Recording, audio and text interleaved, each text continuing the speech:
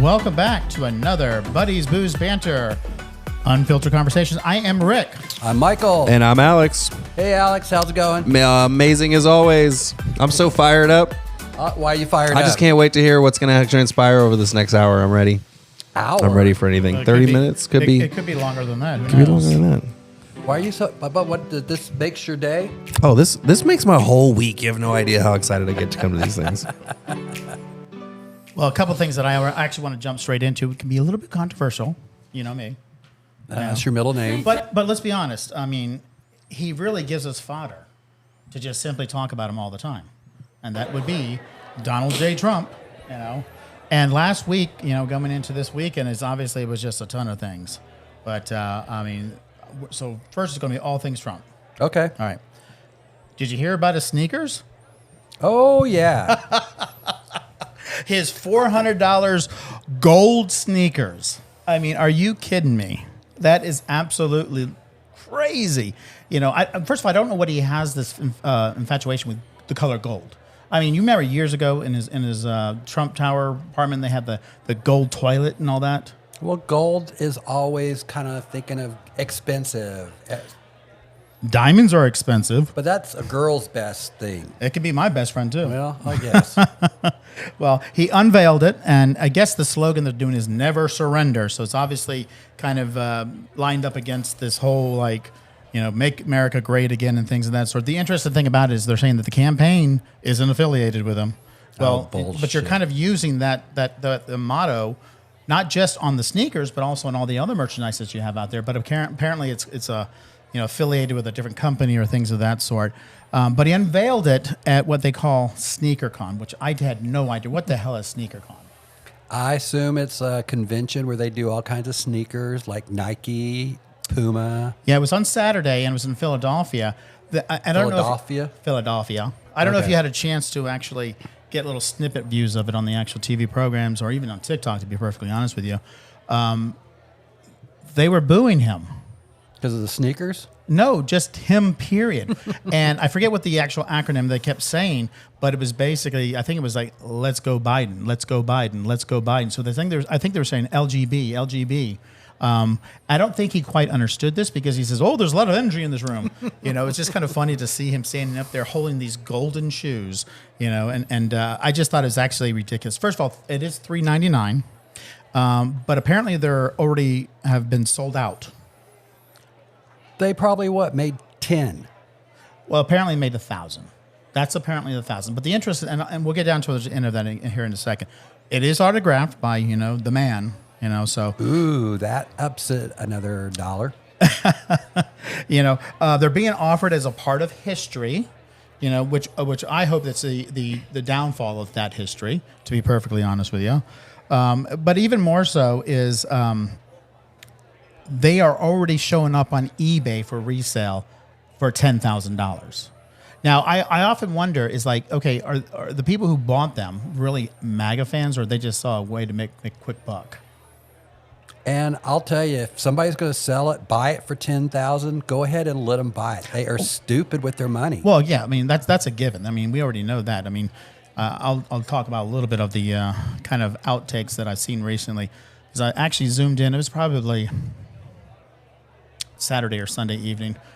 I had an exciting evening, obviously, you know, but it was actually wee hours of the morning, and there was a TikTok live going on. Young guy, he's probably all about 23, highly intelligent, and obviously a strong supporter of Biden, no doubt. But he had these and his goal is to get as many people on the actual live feed, but his goal is to actually have conversations with MAGA people, and basically have the not ugly debates. How can you have conversations with MAGA people when they don't listen? Well, again, obviously he has the ability to cut him off if he needs to. And he did cut one particular person off. I mean, she was a comedian. She obviously was playing to the actual the camera and all that stuff. But I just thought it was interesting to watch them because he systematically just tears down their arguments to the point where, and of course, you know, I'm not live on there. I'm actually just watching it live, but I'm sitting there messaging on there. She's like, is this guy, can he get any stupider? I mean, everything from he was talking about, you know, everything that supposedly Biden did, it was actually Trump who did. And I just find it very interesting how it's all of a sudden they want to change history, but they don't want to change history, you know, previously. I just don't get it. That's for sure. Well, I mean, it's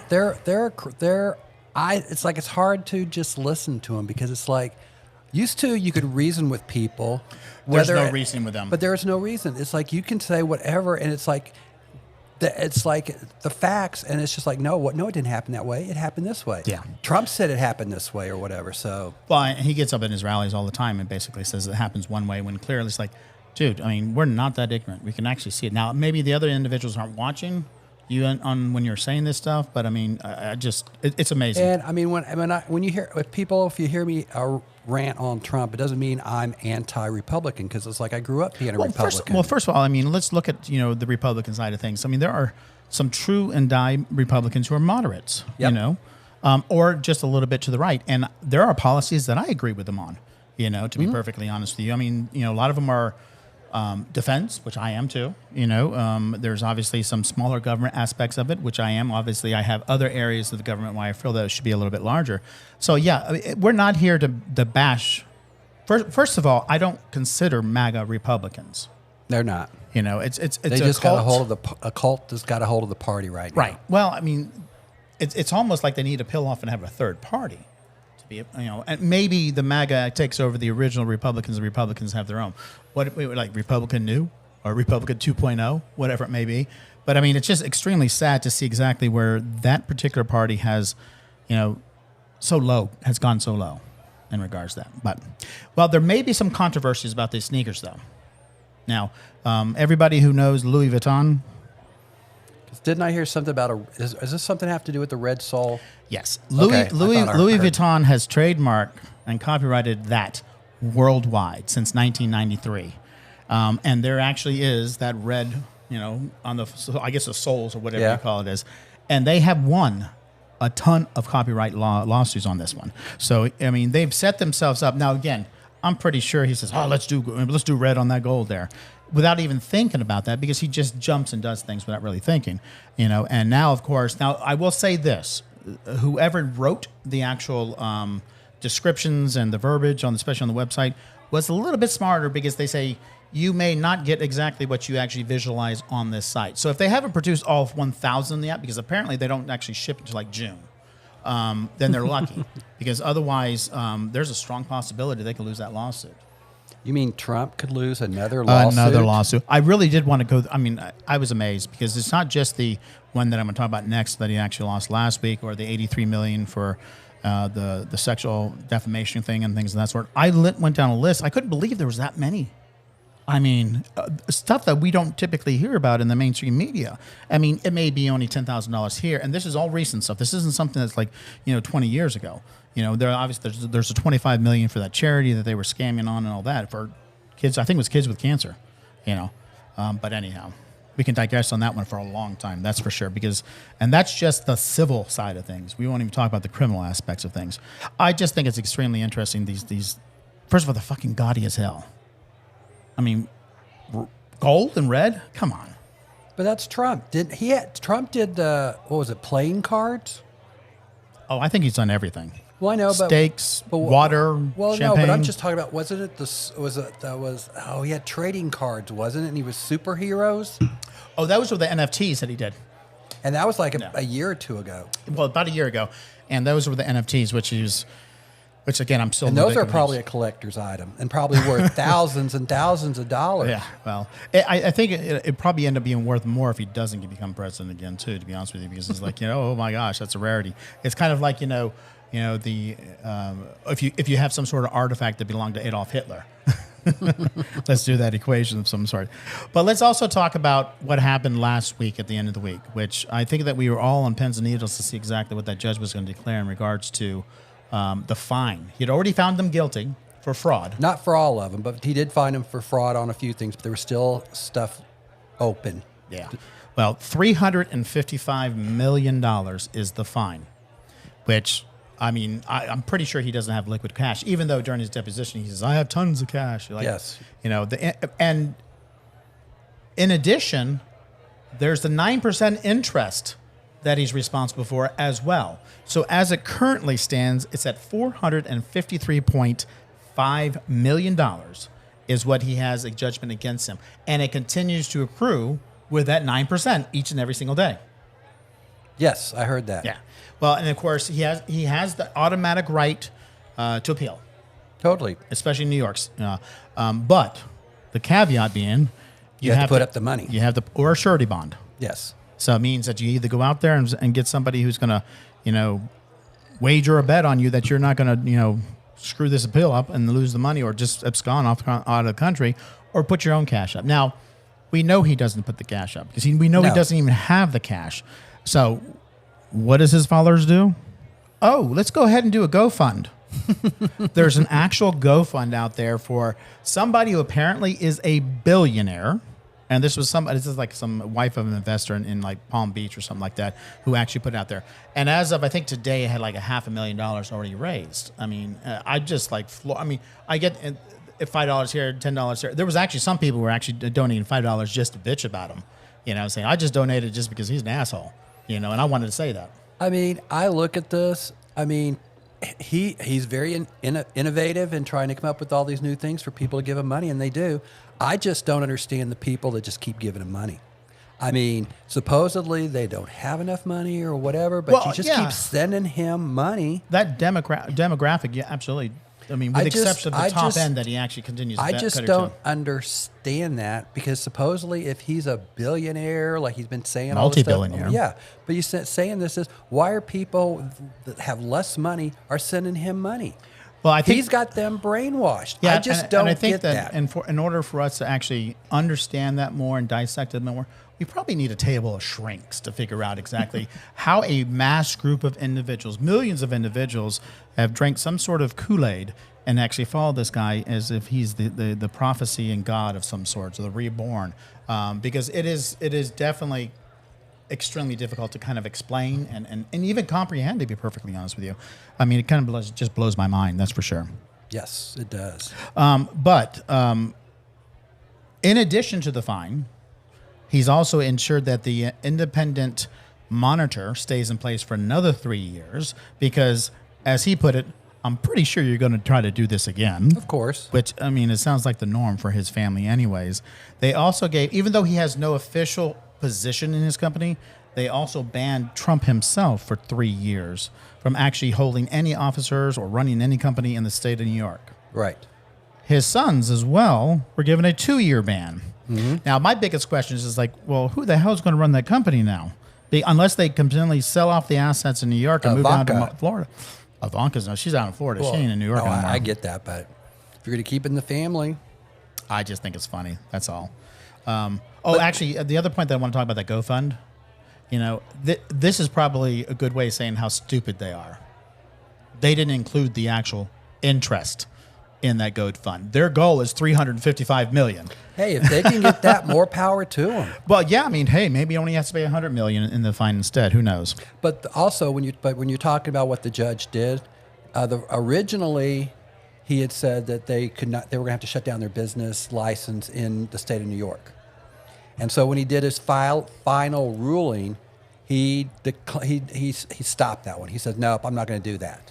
Well, but again, it still gets down to well, who's going to run the company? Well, I know, but still, because the CFO and the other accounting people, they've been fined. Well, I know, but I'm just saying this before the judge had put it out there that you could not, the Trump could not do business in the state of New York.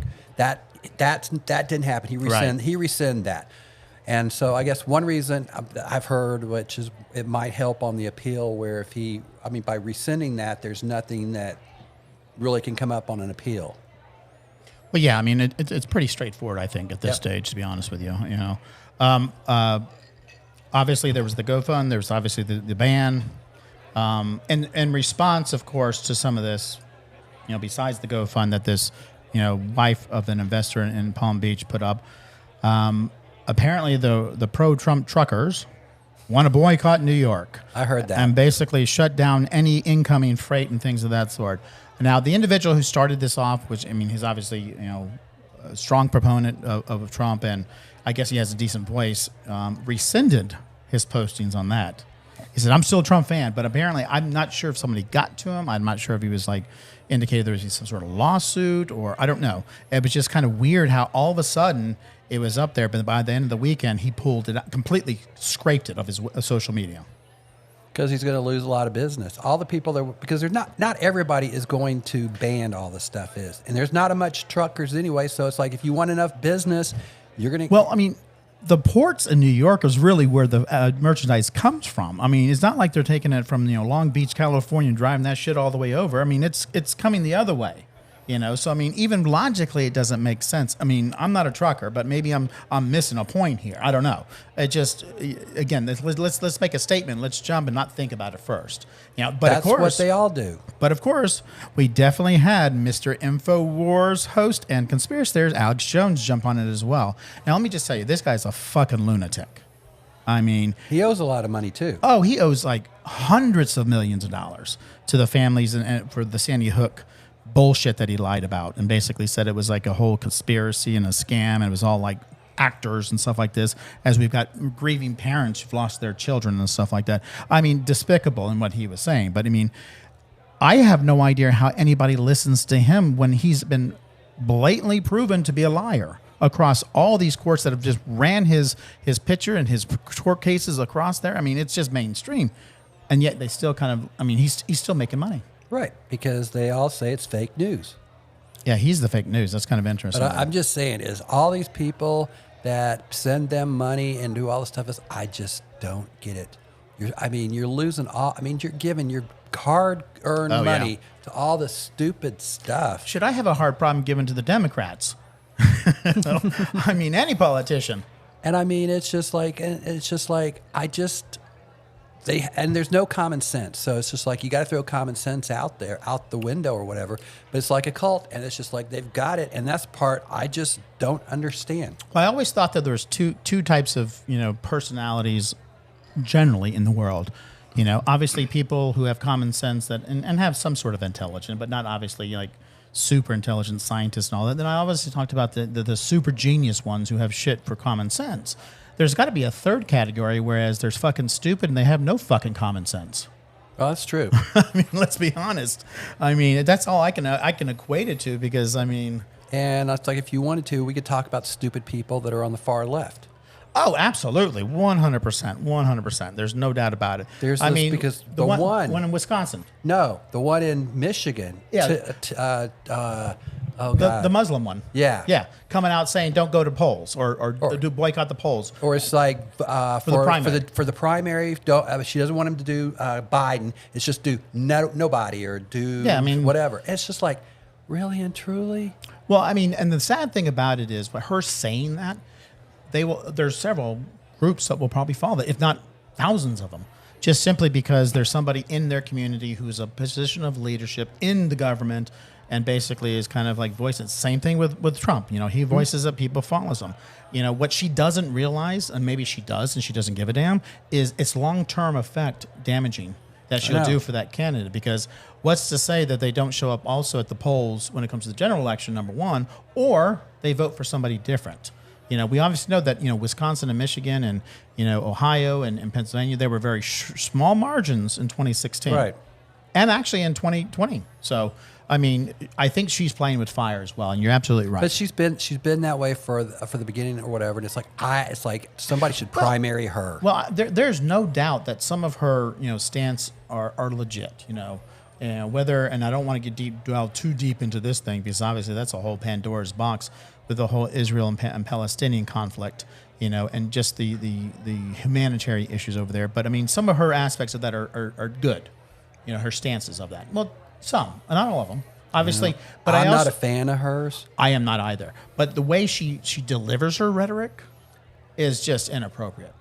There's no doubt about it. So the reason I brought it up is I just wanted to let people know is it's like we're just not just doing on one side. It's like there are nuts on the left. Oh no, we're not doing it on one side. It's just that side happens to be making more of a fool of themselves. Well, I get it. But she made a big fool of herself this past week. And I didn't read the full article. I just I did one of those clickbait headlines on that one just because obviously I digest so much, and just the headline alone was like, really? I mean, what are you going to fucking accomplish with that? Nothing. Nothing at all. You're going to dissuade people from actually voting the way they should when it comes to the general election in November. Yep. It's not just the primary. And I think that she thinks it's because the delineation between primary and general election is going to be okay. No. Because be on the TV, it'll be on the TV commercials and all that stuff. Oh, yeah, the news is going to bring it up again. It's like, do you remember when she, But anyhow, we can digress on that. She's a moron too, so. Yeah, I'm not a big fan of her, to be perfectly honest with you. I mean, at least AOC has kind of calmed down a little bit. Yes. And also she's a highly intelligent woman, so when she's done her interviews, I'm impressed with her.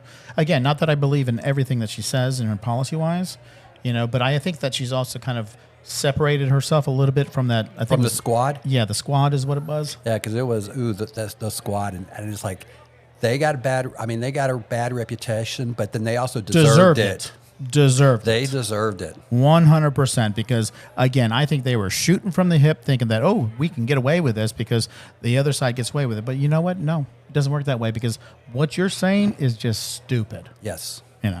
But anyhow, well, the other one I want to talk about is it's got to be one of our pulp cultures.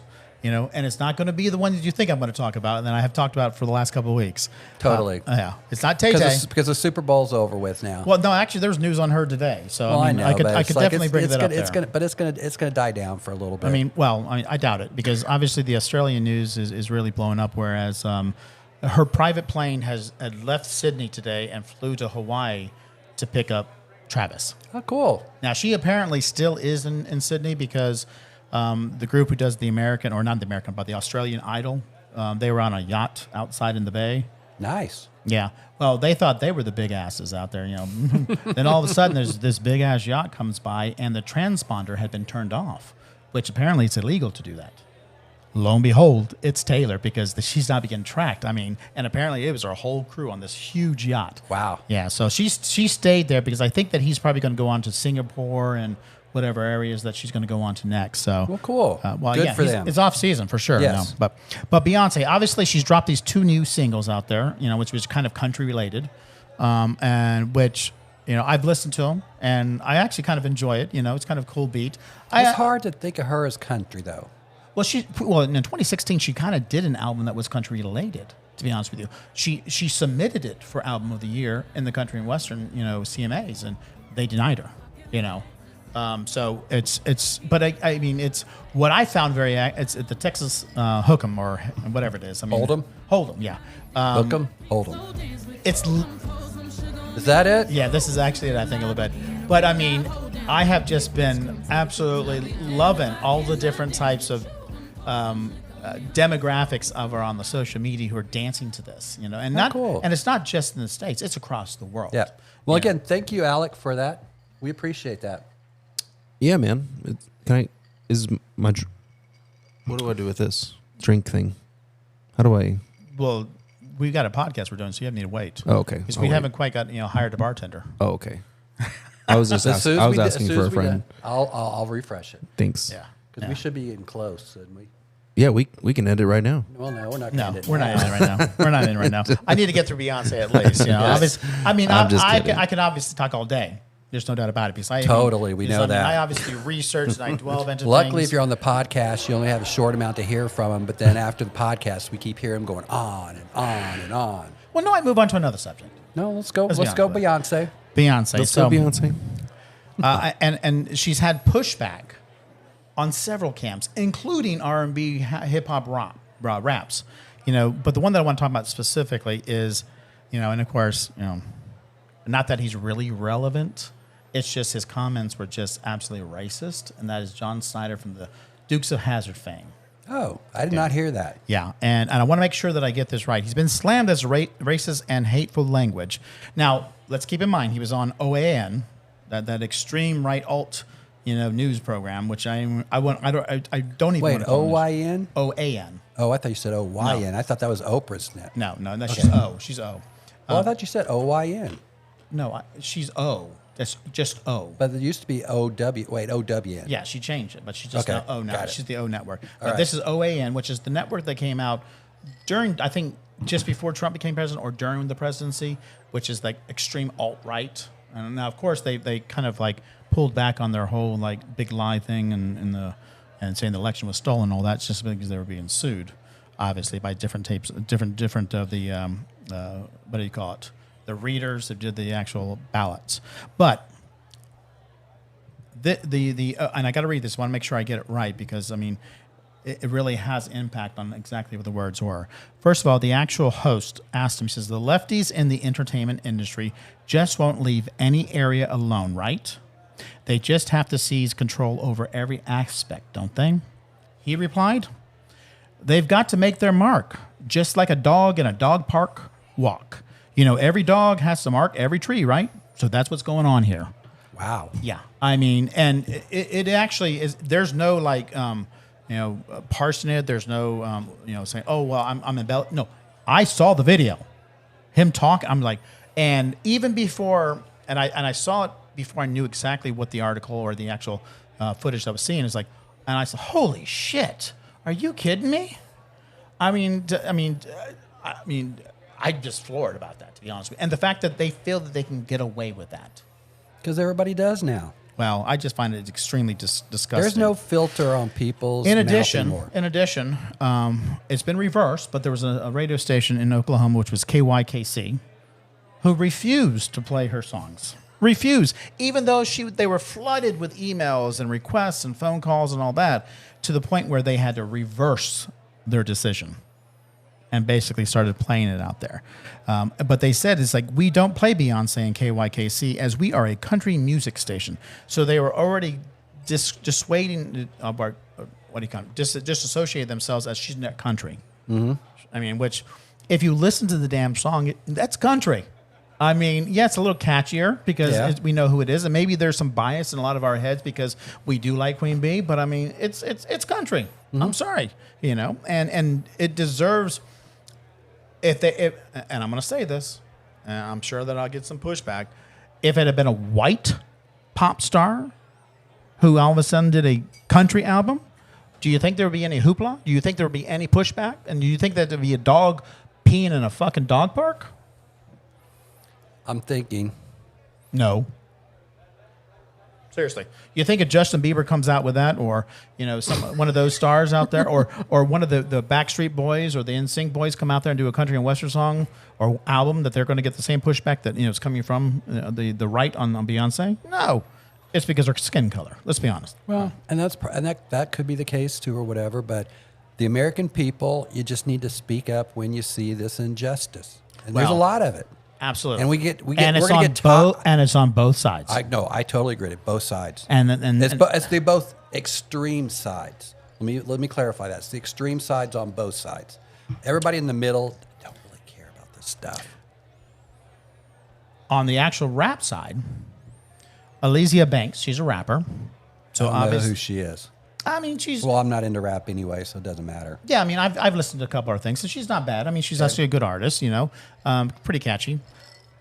And I'm quoting her, nothing country about it. You're setting yourself up to be ridiculed again. There's a theatrical element to country music. Them country critics are not just going to accept an ugly blonde wig and bullying from Jay-Z. It's given a big-time musical grift. Beyonce, stop the madness. The gay baiting, the overtly narcissistic attempts to lazily encroach into a genre you think your popularity is going to gain accolades for, and you just looking like food, sis. I mean, are you kidding me? I mean, you've got a black female not supporting another black female who is extremely talented. I mean, let's put aside the fact that she obviously has a lot of sway because of the influence that she has and the money that she has on it. I mean, the fact of the matter is, like, that is and she's like, I still love you though. I mean, come on, really? I mean, do you really think that you're providing her the right support? Because I mean, what if you decide that you want to go more R&B versus rap, which a lot of the rappers do, because in order for them to expand on their demographic audiences, they have to go that way. And yet, I mean, so again, my point is, like, it's on both sides. No, it is on both sides, and when everybody wants because with social media and everything, everybody can say something, and then it just gets multiplied time and time again, and then everybody keeps talking about it. But what I will say this, besides what Jay-Z said at the Grammys and that crap that he was talking about, which I think that was just ridiculous. One is he was getting the award; it had nothing to do with Beyonce, and to poke that bear during that time was not the most appropriate thing. But Beyonce is not. She's going for it. I mean, she has the balls to do it, and she deserves the right to do whatever she wants based upon what her career is. Anybody does. Well, yeah, but also what she's accomplished as an artist, as an entertainer, I think that she has that right. And so she is not listening to all this other crap that's going on either side. Because on one aspect, it's publicity. So it's like people that probably would not have listened to the song are probably now going to listen to the song. I have seen on all the social media outlets, white, black, Asian, Latino, you name it. Everybody, I mean, old, young, kids, you name it, across every demographic, literally are dancing to it. And I think it's a catchy as hell. And I mean, she has definitely expanded her audience, and good for her, and good for standing her ground on that. And even though she tried that, foray into country and western back in 2016, and they kind of pushed back on it, didn't dissuade her from trying it again. And let me just tell you, this is a full album. I guarantee you, the airwaves are already blowing up with that Texas Hold'em. So I mean, I'm loving that. Well, I'm loving that. But the question that I have though is, and this came up on again, either side of it, is this cultural appropriation an issue, or is a appropriate cultural recognition? All right, I'm not following. Okay. So, well, obviously, cultural appropriation occurs when a member of one culture takes possession of ownership of elements from another group's cultural identity or associated markers, be it intentional or not. So basically, it's like the right, or the predominantly audience being white of country and western, saying that belongs to us. And she's coming in here and trying to appropriate it as hers, or into the black community. Is now, and obviously this is a trick question of what I'm asking for you, where clearly it's not a cultural appropriation. It's simply because the roots of country and western literally had a huge impact from the slaves from Africa. Huge impact on whether it be the banjo and the guitar and things of that sort. So, I mean, it really is about her kind of like going full circle, in my opinion, and recognizing the ancestral aspect of it. But that argument has been going on for years, decades. Because it's like, I'm trying to think back. Didn't Elvis Presley, some of his songs were from black artists? 100%. But he acknowledged it. The issue that happened there is you had a smaller, younger generation who started to listen to it and loved it.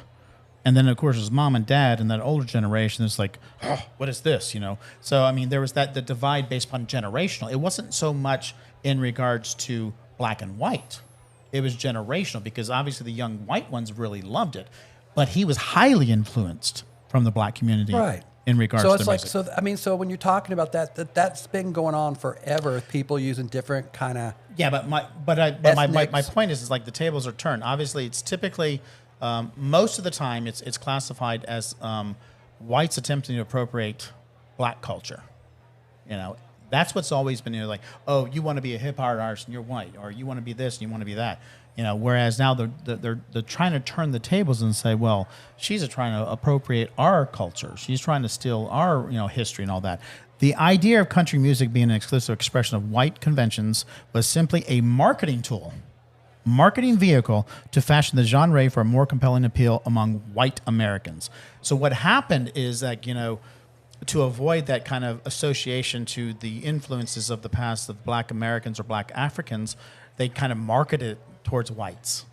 And it was a natural progression, simply because you had, somebody like Elvis Presley, who obviously started adding rock and roll and all that, which actually, even created the black community going towards there, and R&B. So I just find it very interesting, the whole kind of historical perspective of it. And I love the fact that she's finally come full circle on that. And it should be just simple. Do you like the music or not? 100%. I mean, and it's catchy. I love it. I wasn't sure at first I was going to, because even when she mentioned it in the Verizon commercial, I was like, did she just say? I just get tired of everybody trying to make a controversy out of everything. Yeah. And I get tired of it. Sometimes you get caught up on certain things or whatever, but I get tired of all that. The interesting thing about saying that, Mike, and you're absolutely right. It's definitely, wearing. But that's the country, not just. No, it is. Not, it no, is no, no, right let me now. finish that. Not just today. It's actually the history of our country, and there's been divisions and discrimination and separation. We think about San Francisco and in the late 1800s, early 1900s about the Chinese and how they discriminated against them, and they were just third class citizens. They actually respected the blacks more than they respected the Chinese, even though they built our railroads. So again, it's not something one we should be proud of, number one, but it's also something that we shouldn't run away from. Of our history, and two, it's something that we should be extremely cognizant of today, and make sure we make some changes of it. What we have as a problem is we have a group of individuals who actually also have the airwaves that don't want to go there. They want to go back. They want to continue to be in those zones of discrimination and things of that sort. Now, I know that this was definitely kind of a more serious podcast in regards to it, but I mean, there was just. But you had your points you wanted to make. Well, yeah, there was just so much information that came out this last week, and that I really think that we needed to address that because obviously this is unfiltered conversations in our opinion. So, I do appreciate you guys spending some time with us tonight, and we hope to see you again here on Buddy's Booze Banter Unfiltered Conversations. I am Rick. I'm Michael. And I'm Alex. Talk to you later. Bye-bye.